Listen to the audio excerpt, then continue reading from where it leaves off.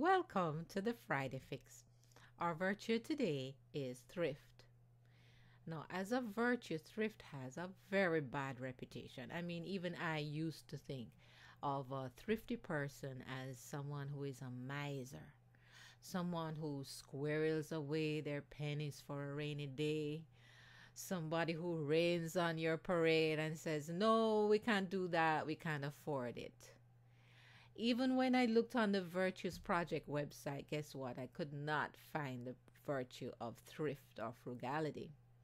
And I think that the problem with this thrift is that people are seeing it as mutually exclusive with the more admirable quality of generosity. People think that if you are thrifty, you're a miser and you can't be generous with your money or your time or your resources.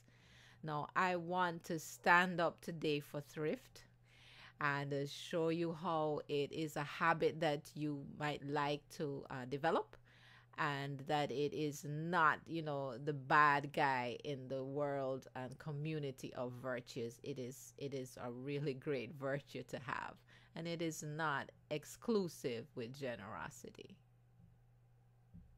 First, let's look at the definition of thrift. Thrift or frugality is the quality of being prudent or economical in the consumption of consumable resources such as food, time, or money, and avoiding waste, lavishness, or extravagance.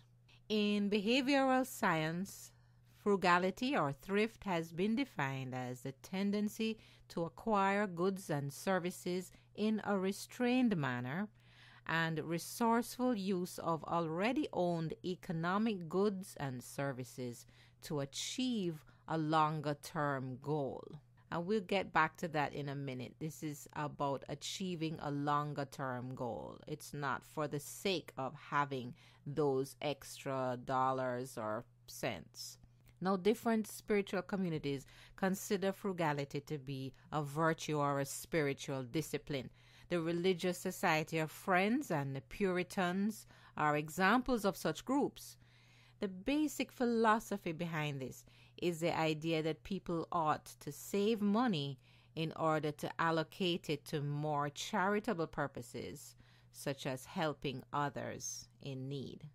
Next, I want to look at some thoughts on thrift arising from the ideas and writings of Aristotle. Aristotle said that the median is the best course.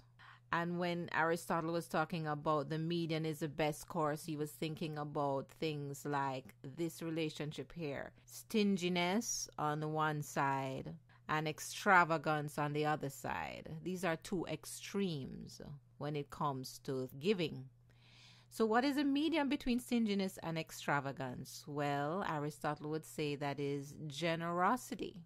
Now, I think everybody would agree with that, but how about this equation? One could say that thrift is the median between stinginess and extravagance. Now, we don't associate thrift with generosity, but if you think about it, in reality, thrift encompasses generosity. We talked about the goals, the longer term goals. A thrifty person will help the needy and care for parents in their old age. This is what it means to have a generous soul.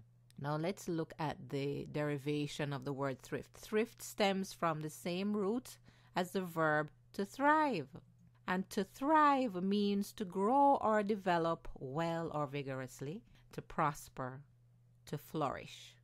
Aristotle applied this principle of the median to other virtues. If you look at the issue of fear or confidence, if you have a deficiency of confidence, then you're cowardly. If you have an excess of confidence, then you may be reckless. And the median between cowardliness and recklessness is courage, and this is a virtue. And there are other virtues that you can apply this principle of the median to, such as the issue being anger. A deficiency would mean apathy, an apathetic person who doesn't care at all what happens. They don't get angry because they just don't care. And excess would mean you have a short temper. The slightest thing will set you off. And the median between apathy and a short temper is the virtue gentleness. Now, what are some of the implications for the practice of any virtue? We can talk about the virtue of generosity first. If you tend to be stingy, then if you want to be generous, you should lean towards extravagance, because that's your tendency, is to be stingy. And if you want to combat that, you need to lean towards extravagance. And on the other hand, if you tend to be extravagant, then you need to lean towards stinginess. And the hope is that you will hit the median of generosity. And in this case, we're talking about generosity or thrift, but the principle applies to any virtuous attribute. Thank you for listening. We have a lot more virtues in our virtues bag, so I hope you'll join us again next week, Friday, for more. And I'm going to leave you with a quote from the Baha'i writings that has to do with generosity. Bye-bye.